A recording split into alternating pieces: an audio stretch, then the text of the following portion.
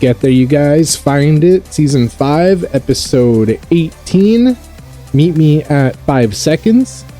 I got a black screen at 5 seconds. Get there, find it, do it. Grab your snacks, your drinks, all your watch party enhancers. I've got a soda and some chips and some tea and water because we got to stay hydrated. All right, you guys. You guys good? Kill the lights. Kill the music. Let me know if it's not loud enough or you need me to turn it down or whatever for the episode. All right, you guys. We're at 5 seconds. We're going to count to 3 and we're going to press play.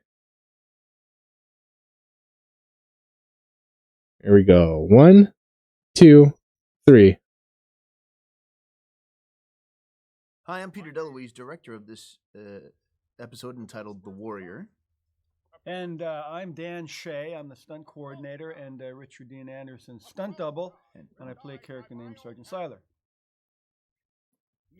Here we have a cold opening. This is the GVRD, which is a forest preserve area that is just north of the city. And this is the Rebel Jaffa. And this is Rick Worthy. You might recognize Rick Worthy from some of the episodes that he's done on Star Trek. He's a wonderful actor. And this is a crowd duplication shot. We only had about 40 down in front people, but we made them look like 300 by placing them all over the place. And they all had great backs. We all had Kenny Norton backs. As you went past them, you could notice a lot of nice deltoids and traps and so on. Yeah, a lot of them were very fitness savvy. And it was warm. Thank God, it was warm. It wasn't bad. Yeah, because we had a lot of half-naked people. And we had one girl who has got the biggest pipes I've ever seen. You might see her. That was Ocean. Ocean Bloom. The boy pulled on her shirt in the front row there. We went past her left pipe seconds ago in the opening shot, and big pipes. There's another big pipe guy. It's all about the pipes, all about the traps, all about the cuts.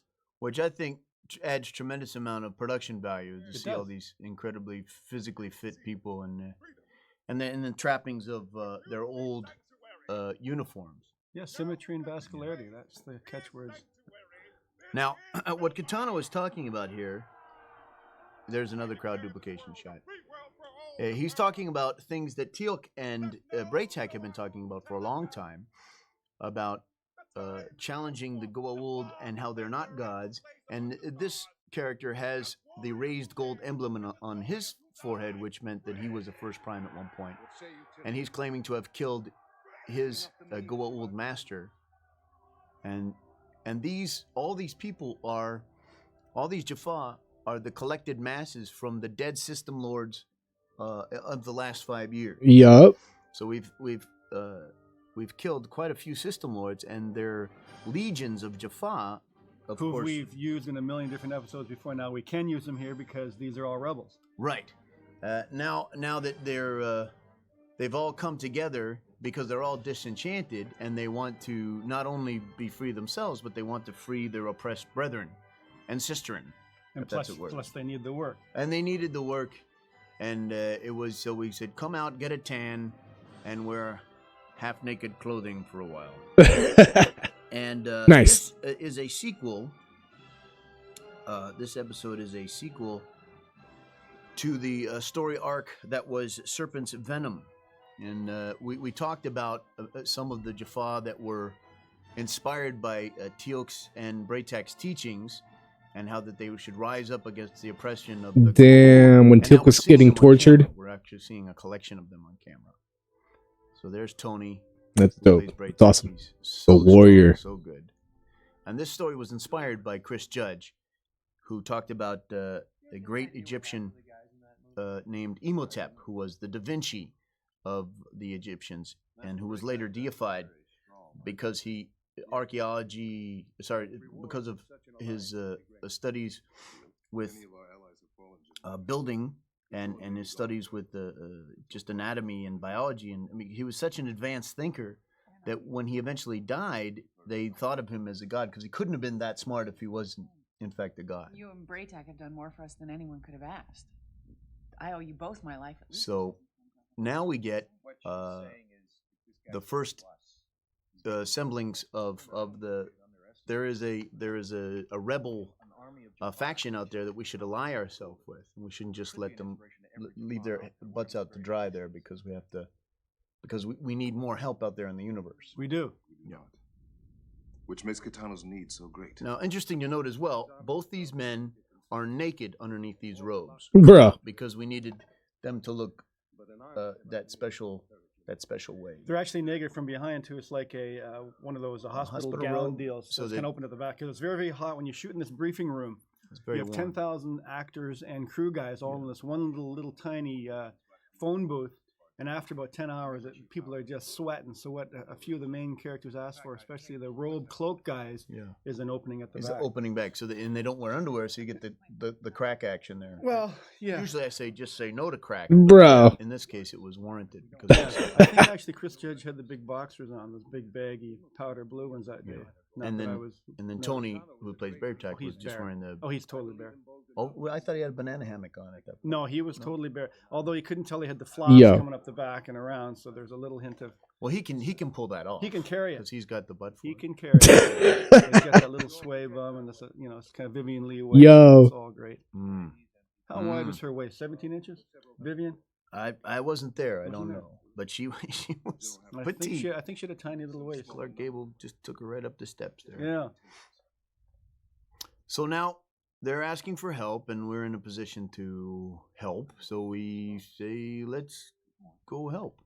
Very well. You have a go. And so he's got permission to go. Now, you weren't in this scene, were you? That's too bad. No, No. there's a groundswell of No. popularity. Now, you could have been in this scene. Should have been, probably. Should have been. Yeah. Don't know why you weren't. Yeah, Because this was a perfect opportunity to have you and Martin playing with the crescent wrench. absolutely. But we didn't do that. Didn't do It was that, no. oversight on my part. Well, Well, that's all right. 'Cause And I don't. now, did Big Boy put a kibosh on that? Said no more crescent he wrench? has said it wasn't at this point. We could have had the big wrench in there, but now there's no more big wrench. Yeah. Can't now- have the big wrench. And now, for you listeners at home, the term The big, big boy wrench. is the affectionate term that Dan uses for Mr. Richard Dean Anderson. Yeah, not because I'm coattailing and I have to. Like I must say big boy because it's a inferior to superior being kind of reference. It's just big boy. It's more because he has that kind of youthful Executive producer feel about it. perception of Yeah. the world. Yeah. Yeah. And I think the wrench went from the little hospital scene with Terrell. I think was the last draw with the wrench. Were you aware of that? And is that in a Martin episode? The Martin episode when I actually had the Terrell came on the bed and the wrench was kind of under the cover, isn't it? I guess that was a bit I much. see. So. He felt insignificant. at I that guess point. so. Yeah. Now we're about to meet a character named. That was a great, funny moment. I love that when he did that. Now I worked for, months on this script, and to have it, to start to hear the words and to see the great comedy that he was able to bring to that, I just love that. This character is named Ragnar. We first dealt with him in Serpent's Venom. He was Terok's assistant, and he was inspired by Teal'c's heroism to turn against Terok the Torturer. And this character's name is played by Obi Nadefo, if I'm pronouncing it right. Obi, if you're listening to this, I'm sorry if I've mispronounced your last name. Obi's a wonderful actor, and he is incredibly tall. And if you put him in a two-shot with anybody else, they appear to be very, very short. He's like 6'5". And if you notice, Big Boy is only in 2 shots because he had to leave by noon that day. So you had to shoot everything. So if you notice, he's only with Shanks, Wow. who's Michael Shanks, who's Michael Shanks?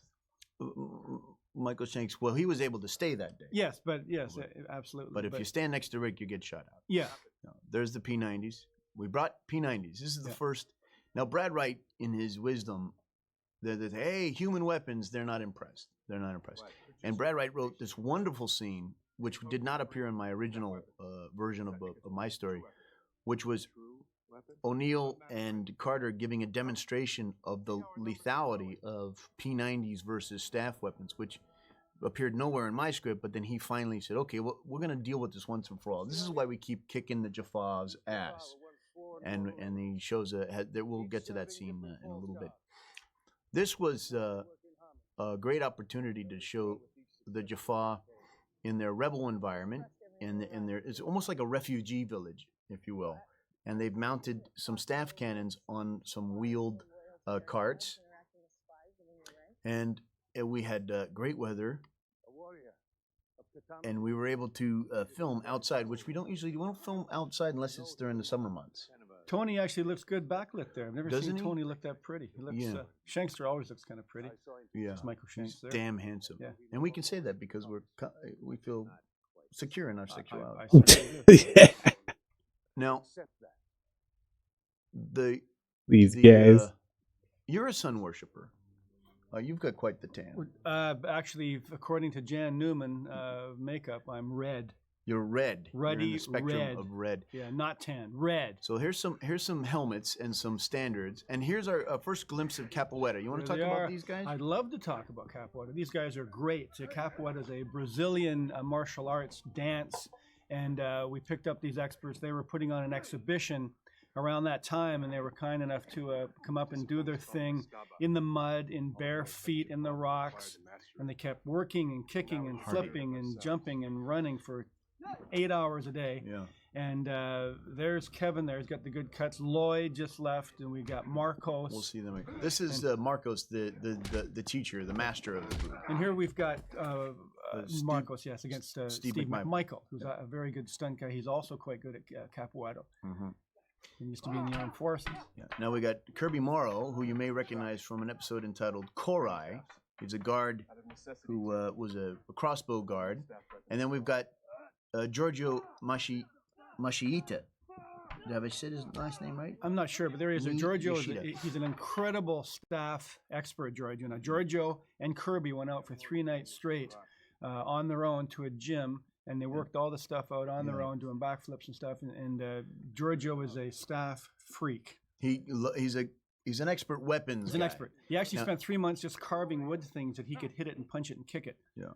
He's a full-fledged weapons twirling kind of guy. Yeah. Now, also, if you look at some of the older episodes of the show, you'll see Giorgio in the background as a background extra of many episodes at the SGC, and so he was a natural to recruit as a weapons guy for the show. Yes.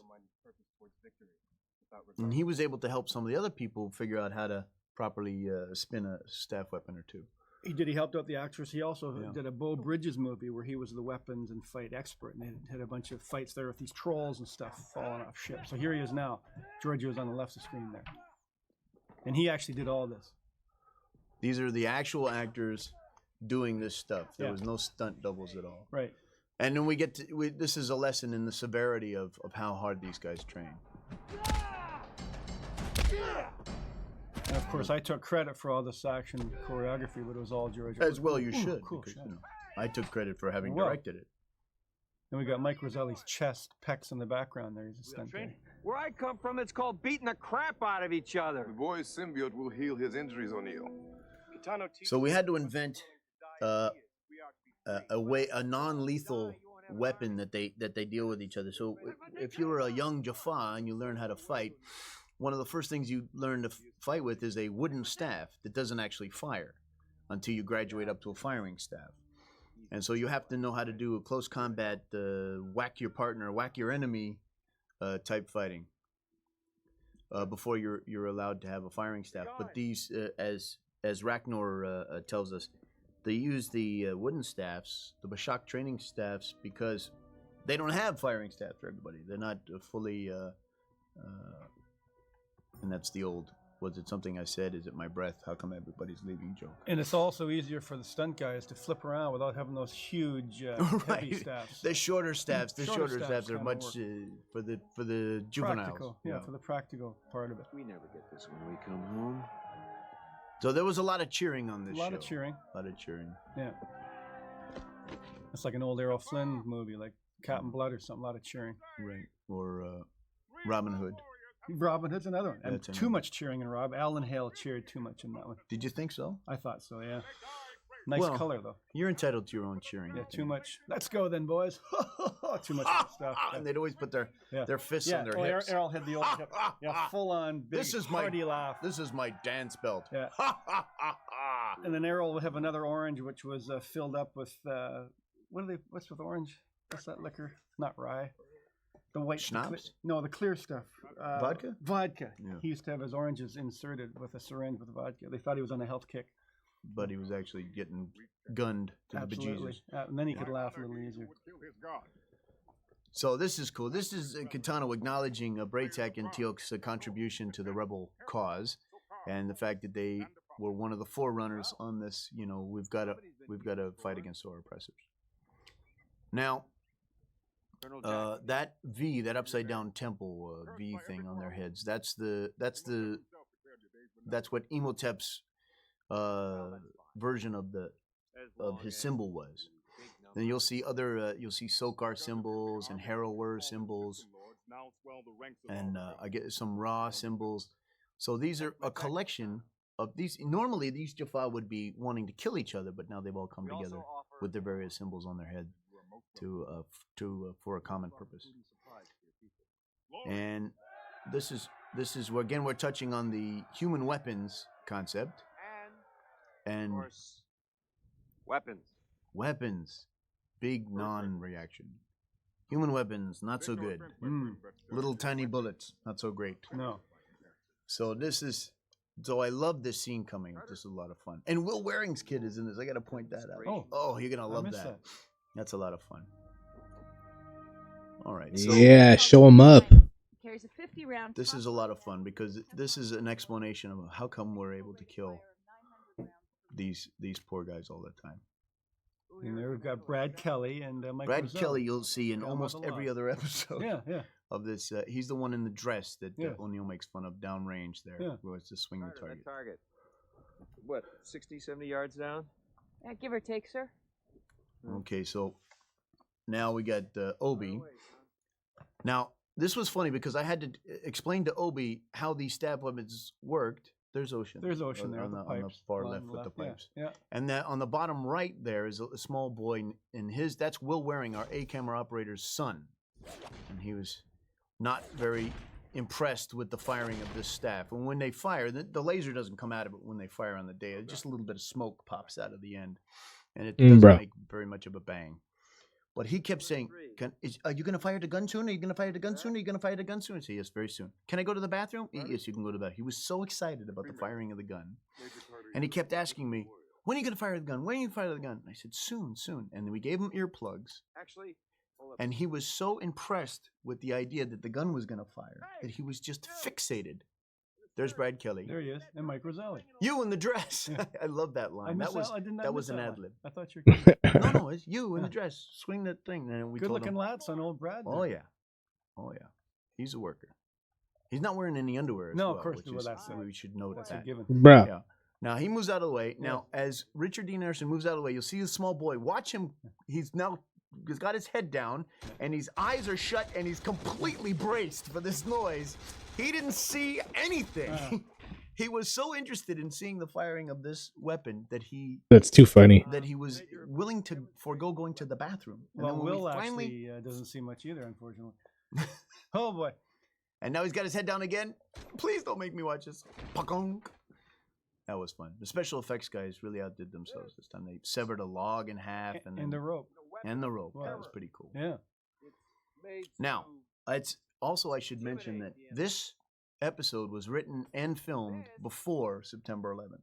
Is a weapon of war. And the reason I'm telling you that is because he has just said this is a weapon of terror and this is a weapon of war. And there are a lot of parallels between this story or could be drawn between that and the September 11th tragedy. We've got guys strapping bombs to themselves and going out and committing, kind of suicidal bombing things. None of this was inspired by September 11th. It all happened before that. Damn. And then in retrospect, as we watched this episode, we were all kind of going, "Oh my goodness, it's too close. It's eerily close to that, and it's uncomfortably close to as well." Damn, dude, The wild. bomb strapping, kind of totally committed to their cause, kind of concept there. But they lack the endurance of a staff. He had kind of a Martin Luther King feel. This guy Didn't he? He was pretty. Well, good. he was a leader of men, and he's Yeah. got a great presence and an And a incredible voice. Yeah. The voice, oh my God, he's got a cello for vocal cords. And if you notice later, he actually worked. He was actually pretty good at martial arts when they had their big fight scene later on. He was fully a lot of capable. it were his kicks. He could actually do the odd Mawasha-gari and Oshira-gari pretty well. Nice. You actually memorized those disciplines. Yeah. This is yeah. not. We have So how to. many Garys are there?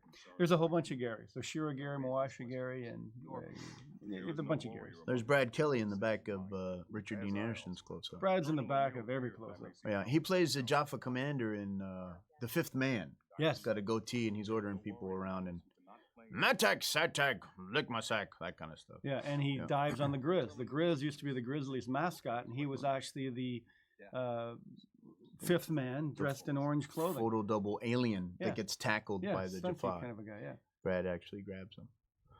crushes him. Yeah, well, where Now, I this come is- from, we do things a little differently. And you would This have is us the- change our ways to suit yours. This is about cultural differences now. You know, we want to fight on the same side, and then of course the wisdom of Braytech comes in.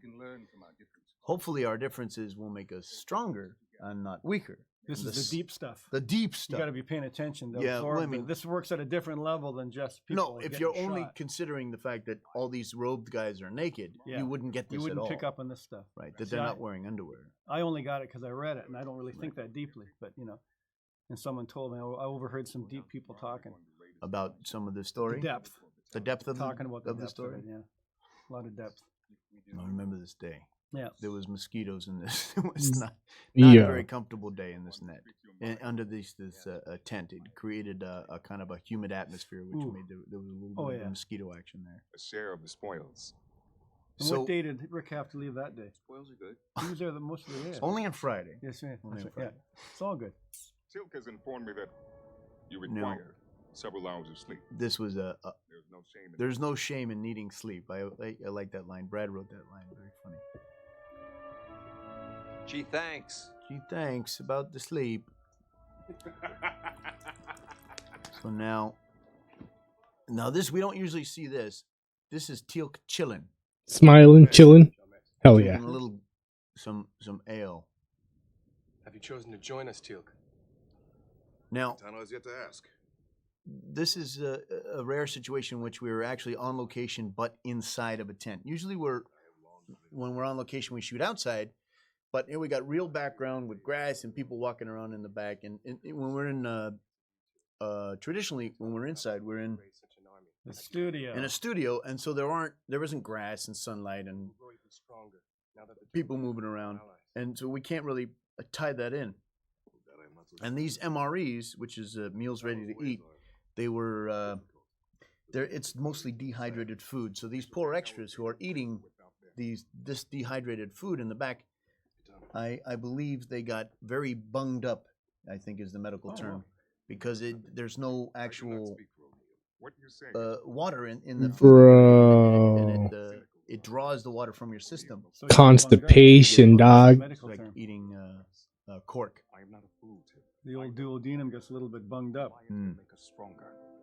But I abandon nothing of who and They what we got are. bunged up, you For neither guys. human nor Goa'uld.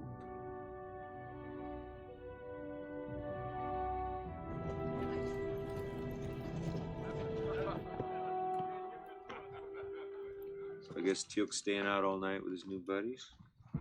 Well, he did get in all that quality Kelmarine. What do you think?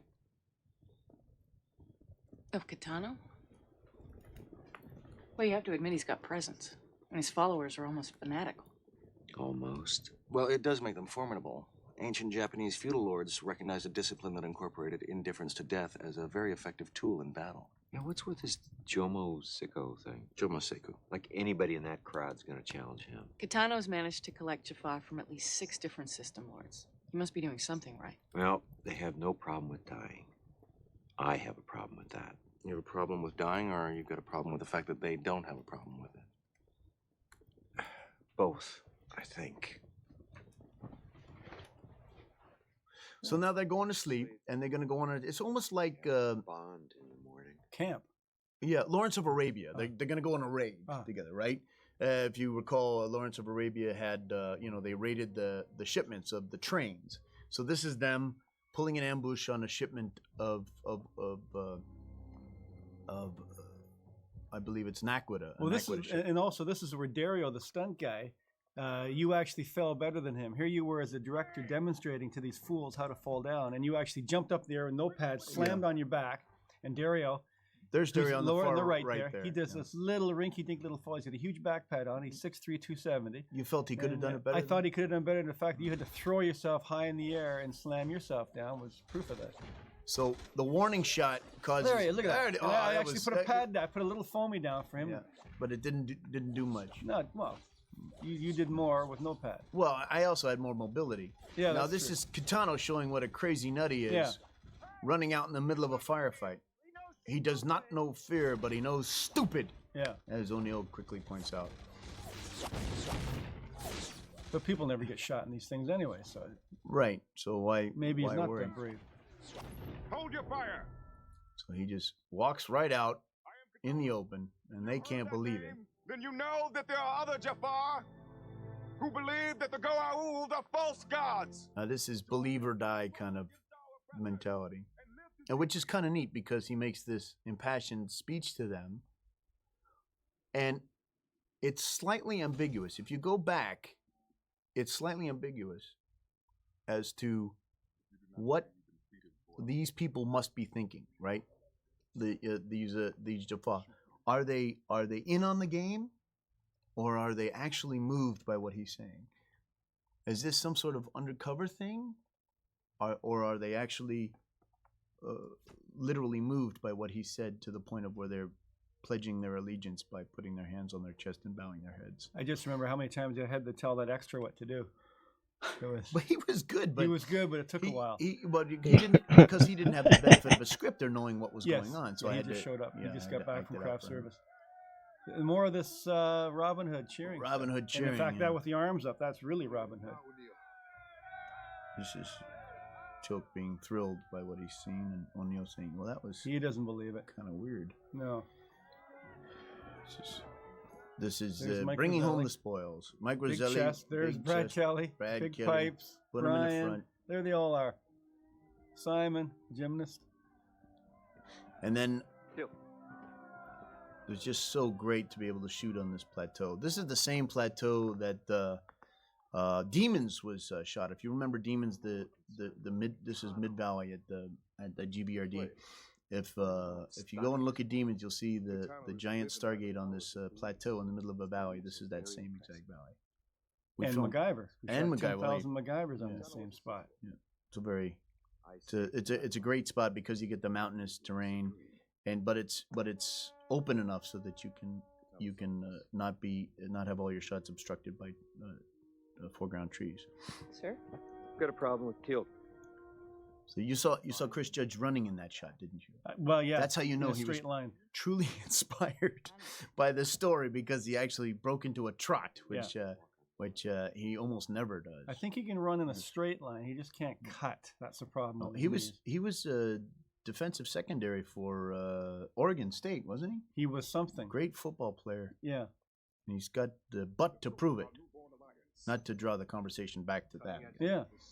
But he can't kneel on that knee, but he can run when it's wrap time and it's time to get to the golf course. Can Boom, run he's gone. He's just and to the fast. And to the clubs. Oh, absolutely. Wherever the clubs may be. He can do the 100 and maybe 9.3 without wind aided and all natural. So unless the entire crew is waiting for him to do a then close-up. it's a little different story. All right, relax, guys. Damn. Get down those 2 steps. These are funny. This was actually, there was red wine in these. This, everybody's supposed to think it's water, but there was actually red wine, so that the actors would stay in character. And stay on set. Yeah, and stay for on a while. But if they fail, because their cause is just. Now, that's a joke, right? They're joking, right? If it's not a joke, that's pretty funny. Because their cause is just is a noble sentiment that was held by medieval knights. If you were righteous, you were victorious in battle. That was their. If you remember King Arthur's story. If you are righteous, you will win in battle. I saw the Richard Gere one, so yeah, I remember that. Yeah, so that's the same mentality that they have, and it's not unique because we have it in our own history. So that's why I thought I would put that in. Well, that's the Teamsters thing, isn't it? Yes, the Teamster thing. If you are righteous, you will win. Yeah. Regardless of if you slash tires or use shiny boards or Right. foghorns to screw up production. Yeah. Yeah. No. Because I know I regret having said that. I've always loved the Teamsters. Always been fond of them myself. And their ability to do what they do. To contribute to In what their it own is way. that we do in their own special way. Yeah. The present for all time. Ooh, now Tony's hat sticking up there a little bit. Yeah. They didn't put the old Every once glue in a on while, there. the Jafamica on Tony's head gets a little bit out of whack. Yeah. Here we have the pepper. Putting the pepper in the pepper shaker. This is a Naquita bomb that he's strapping to his chest and is going to Victory or death. And plug the Nice sucker in. You like that sound? Cool sound. Yeah, the great sound very design on cool this sound. show. Yes, I'm very impressed with all the sound on all the episodes. In fact, Jaffa Creed. Hey, wait! There's not. You don't need to run and. Oh, look, they're gone. Get off of me. That was a stunt, right? We kind of. This is where we had to have the ramp at the back too, and all the extras had to run down there. And it was like a bit of a sharp angle, and we had 18,000 of them running down that little ramp. We are at war. It is our way. And I suppose it makes you feel all powerful to know how This eager is- those boys are to die for you. Another irony of this. They're going to a far better You would place. deny the existence of Camden. The idea that if you die in battle for a righteous cause, that you go to a better place, and that, I mean, it's just haunting. I had no idea what these words would mean after September 11th. I was just writing, what I thought was some sort of, person who was, super committed to his cause, and that the Jaffa have always had this concept of victory or death, and I die free, and that kind of stuff, right? So, I mean, I really didn't know. I couldn't have known. But when it came out, I was, shocked and surprised at the parallels that were being drawn. And plus, you couldn't have known that there was a reflection of the bounce board in Shankster's right eyeglass there either. Always. And then when Richard wears his sunglasses, we always see Everybody. It's like a crew picture. Yeah. And the reflection. Yeah. There they all go. Another Kenny Norton back as he walks away. Yeah. Expect resistance here. Rod Reed, great physique. Yes. That black guy in the red SOCAR bit. And now we get more planning, more Lawrence of Arabia type stuff. And they're talking about Yu's home planet. And Yu is placed by Vince Cristejo. Huh? Cristejo. Not easy to pronounce, but a nice guy. Yeah. And we've seen the Yu character in such episodes as Summit and Fair Game. We saw him for the first time in Fair Game when he came, and they made a bunch of jokes about you. Me? No, not you. The System Lord known as you, right? And we even make those jokes in the hallways as we're discussing this guy. Because we're there a lot of hours. Yeah, and it gets kind of old. And he's actually Mike Costaggio's brother, who's a pretty... Dude, I'd be having fun with that joke everywhere, too. Yeah. And actually, Mike doubled Vince. He doubled you, who plays the part of Vince. No, not you, Vince. Yeah. Oh, Vince. Costaggio was doubled by Mike Costaggio. Oh, so I wasn't in there at all, because he would be a very good double for me. You weren't there. You know what I'm saying? Right. And his brother... So I wasn't there at all. No, you weren't there. Bro. Of a brotherly thing. It's kind of neat. The London twins had the same thing. Jason and probably Justin and Jason in London. No? Jeremy. Yeah. They thank you for being here, you guys. Thank you for watching. And then Jason is I guess he works a little bit more, and he does snowboarding and various stunts for his brother. And what about Justin? What's he do? There was no Justin. No Justin? No, you pulled that Justin out of your bum. All right. So now this little valley here is the exact valley that the ambush took place in. We just looked in a different direction. And there was a lot of discussion about that and how it didn't feel like they went to another planet to do the ambush on Nirti's Jaffa. But it's one of the curses of production is you can't really move around that much. Correct. So we kind of just had to do the best we could with the conditions provided. So we ended up filming the ambush. Yeah, dude, no, it's all good. I'm convinced. And then plus the Teamsters had put the circus like just 3 feet over Amanda's right shoulder. Right. So If we pan, tiny bit respect. That's if you pan, you'll funny. see them all kind of sitting there all the sleeping. trucks. And not sleeping only in a good way. Sleepy, light sleep, so that if we needed them to move a truck, they could do that. They could move just it. a very In light their sleep is what I meant. They could move the truck in their sleep, not literally sleeping in the truck. Yep. So this is. I'm Don't go not going to recommend an alliance. because these guys are crazy. Cheers, you guys. Thank you for being here. Thank you for watching. Thank you for hanging out. I don't think so. SG1 Wednesday. Because if you do this, I don't think you're coming back.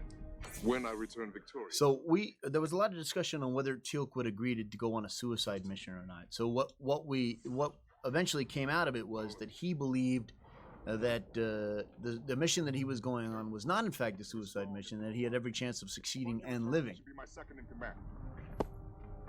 But this is Kitano's special way of getting rid of what he perceives as a possible threat to his leadership. And also to divide and conquer later when we find out that he's not in fact who he claims to be. Yeah. Caught up with that bounce board again and Shanks's right lens. Yeah.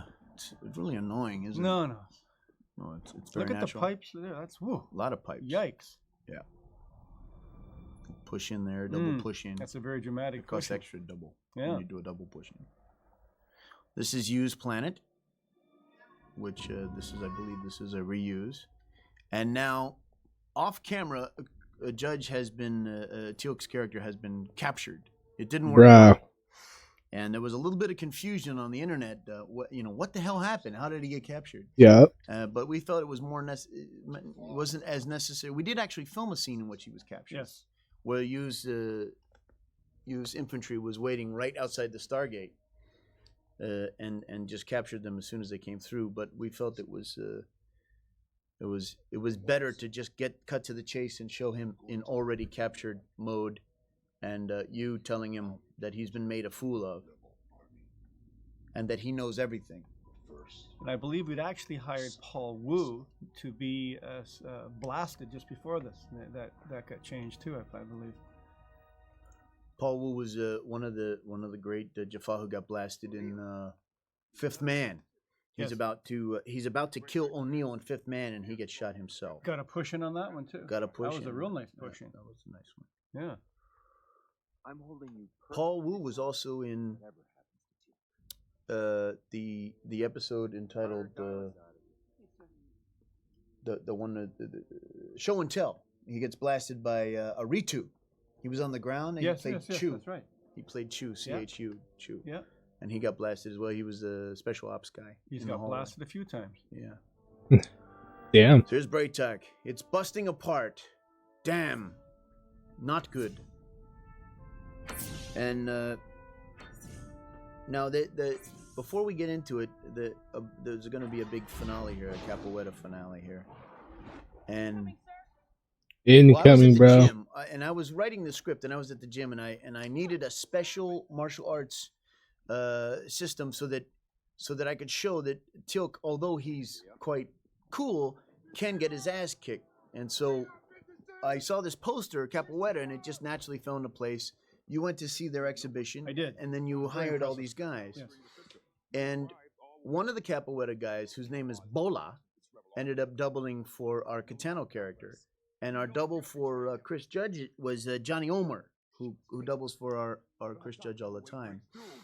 And how many days of rehearsal did they do? They had 3 or 4 days of rehearsal, but they also did that cool film test that you did at 500 frames, where Bola was jumping backwards through the air. It looked so cool. That was for the revolver shot rig. It that simulates a practical simulation of bullet time or flomo, as you may or may not have remembered from a show entitled Matrix, where we tried to reverse engineer what is usually done as a computer trick we did it as a practical trick. We got this big turntable, and we swung a camera around in a circle really, really fast. So that's a combination of Bola and Rick Worthy at the same time. This is Bola, who's flipping now. Yes. This is the first look that we get of our revolver shot rig, where we're very low and we're spinning at maybe 120 frames per second.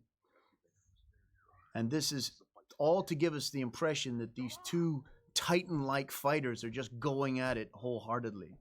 There's Bola there. again, Yeah. flipping around, using his feet and his hands interchangeably as he twirls around. And Rick Worthy actually did the front kicks. He's a pretty good kicker. He's very coordinated, as his significant other would tell you. Oh boy! Now here's the big turntable bit. There's Bola, and then the cracking of the staff, the mighty blow, which I stole from Excalibur. Oh. If you remember when Lancelot got hit. Oh yes, he was blocking the mighty blow. Yes. And there's the blood from the mouth. Come on, beg for mercy, man. Don't just spit blood everywhere. You like the goo factor on that? I love the goo. Yeah. A lot of goo. A lot of goo. Goo's good. So now he just can't stand it. He has to tell him before he kills him. I'm not Kitano. I am, in fact, Emotep. And that's like a Bro. Michael Paul moment from Hat Squad. He used to always come in and talk to people's ears like that. Yeah. It's a nice little moment there. So now, here comes the big twirly, Jim. Now, as he's in the air, Teal'c brings his half-broken staff, which is now spear-like and sharp in nature, Shank-like. and sticks him right where it hurts the most, in his pride. Yeah. Right dead center on the pride. Yeah. And so he doesn't like that. And No. there we get the telltale Gould flash. Yes. So he's not a Jaffa. His eyes flash, which means he's a Goa'uld. He's not a good guy. And then he looks at his belly button, and there's no telltale Jaffa pouch. Ooh. Kitano is not Jafar. Yup. No one ever thought to look at his belly before. Even while he was peeing in the woods, no one saw that his belly Bruh. didn't have a little X. Always look for the pouch. That's my motto. Gotta look for that pouch. Yeah. Never trust a man with no pouch. What brought us to Kalmar is not. This is the speech to the players at the end. We'll attack at any moment. Follow us. He was truly inspired this With time. us if you wish to live. Chris was very highly motivated for this story to work, and so was I, because this is an impassioned episode for me, because this is our characters really care about something, and they can really get behind this. So yes, it comes off, some might say, a little melodramatic, but I think it's good. Oh, there's Roselli reacting Roselli. to the kabooms. Yes. More kabooms. More kabooms. And then just the camp. Let's get the hell out of here. And it was hot that day, Yeah. and those fire bombs were quite warm. And a lot of our background are not very well clothed, I think. Yes. Now it's just bombarding the Yes. camp.